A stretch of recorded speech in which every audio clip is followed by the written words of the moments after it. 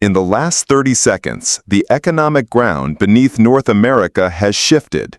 The United States, under Donald Trump's leadership, has just slapped a staggering 35% tariff on goods from Canada. Not a rival, but one of its oldest and most crucial allies. This isn't just a trade adjustment.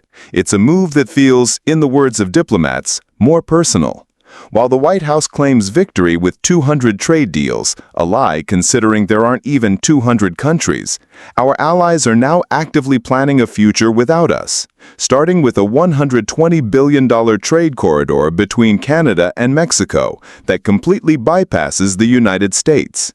This comes as the administration fires the very government officials whose economic data it dislikes, branding verified job reports as fake. The question we must ask is no longer just about economics. Is this a calculated strategy to protect American jobs, or is it a personal vendetta that risks isolating the United States from its closest friends? And what happens when those friends start looking elsewhere? For the unbiased, in-depth analysis you won't get anywhere else, make sure you subscribe to AETB News. Now let's get into the details. Welcome to AETB News. The story of international relations is often told in the grand language of treaties, summits, and foreign policy doctrines. But sometimes it's a story of numbers, trust, and betrayal. Today we're focusing on the unraveling of one of the world's most stable and prosperous relationships, the bond between the United States and Canada. This isn't a story of slow decline, but of sharp, deliberate actions that have pushed a key partner to its breaking point. It began not with a bang, but with a data sheet. An alarmingly bad monthly employment report was released, revealing a far more fragile jobs market than anyone in the Trump administration was willing to admit. Only 73,000 net new jobs were created in July. To put that in perspective, our economy needs at least 150,000 new jobs every month just to keep pace with population growth. We're not just stalling, we're falling behind. But the real bombshell was in the revisions. The data for previous months was a mirage. May's report was revised down from 144,000 new jobs to just 19,000. June's was slashed from 147,000 to a mere 14,000. In total, the American economy had created 258,000 fewer jobs than we were told. The three-month average wasn't the robust figure we heard. It was a paltry 35,000. These aren't just minor corrections. They are dramatic shifts that paint a grim picture of an economy roiled by the chaos of tariffs and trade wars. For a president who has staked his entire political identity on a strong economy, this was unacceptable news. But instead of addressing the challenge, President Trump chose to attack the source. His response? He called the numbers fake and fired the person in charge of collecting them, the Commissioner of the Bureau of Labor Statistics. I think our numbers were wrong. The numbers were wrong for a long time. I believe the numbers were phony, just like they were before the election.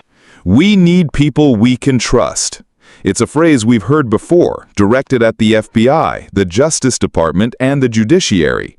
It's a trust contingent not on integrity or accuracy, but on loyalty to a specific narrative.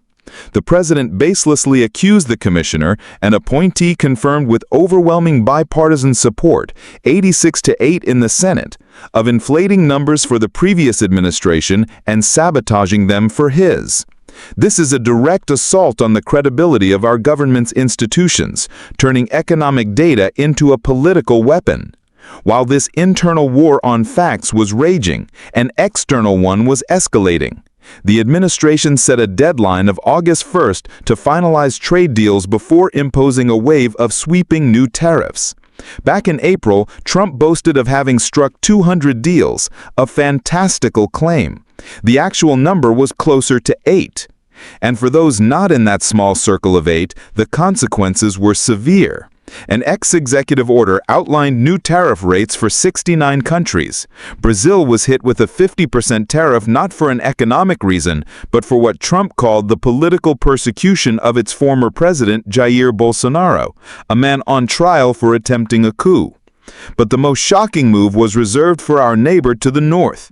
Forget a deal with one of America's oldest, biggest, and most steadfast trading partners.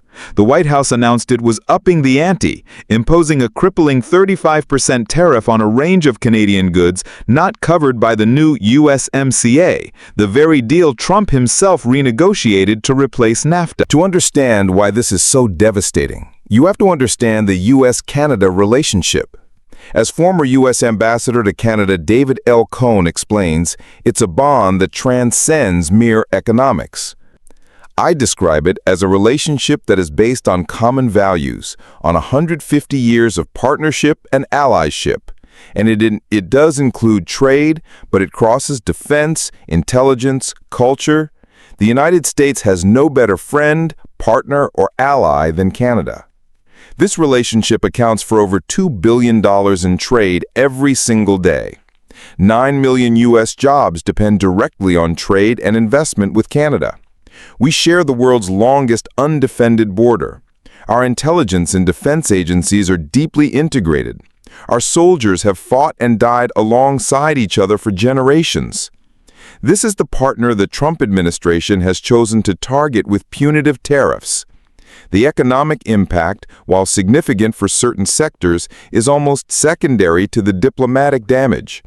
This action communicates contempt. It says that a century of friendship and alliance can be discarded for short-term political posturing. And Canada is responding. For years, they have weathered the storm, but now they are actively hedging their bets. The most tangible evidence of this is a groundbreaking new project, the Northern Corridor. It's a proposed $120 billion investment to create a dedicated trade and infrastructure route connecting Canada and Mexico, designed to move goods seamlessly between them without ever touching U.S. soil. Let that sink in. Our two closest neighbors and partners in the USMCA are investing billions to literally work around us. They are building a future for North American trade that reduces their dependence on the United States. This isn't a defensive measure. It's a proactive strategy born out of the realization that America, under its current leadership, is no longer a reliable partner. This shift feels different from past disputes. As Ambassador Cohen noted, this feels more personal. Canadians we've spoken to, from business leaders to everyday citizens, express a sense of being let down, of being disrespected.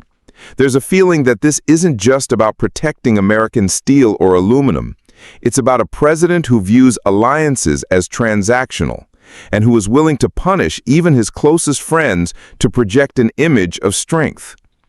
The trust that President Biden's administration worked to rebuild after Trump's first term has, according to polling, seen a precipitous drop. Building back that trust is not impossible, but it may require, as the ambassador carefully stated, different leadership. So where does this leave us? We have an administration at war with its own economic data. We have a tariff policy that alienates our most steadfast ally and punishes other nations based on the president's personal political litmus tests. And we have our neighbors actively building a future that is less reliant on the American economy. The damage here isn't just measured in dollars and cents or in the percentage points of a tariff. It's measured in the erosion of trust, the fracturing of alliances, and the slow isolation of a nation that once led the free world. The question for every American is whether this path is making America great again, or simply making America alone. What do you believe is the long-term impact of these policies?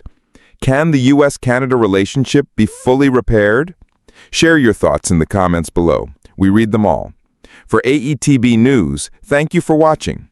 Don't forget to like, share, and subscribe for more essential reporting.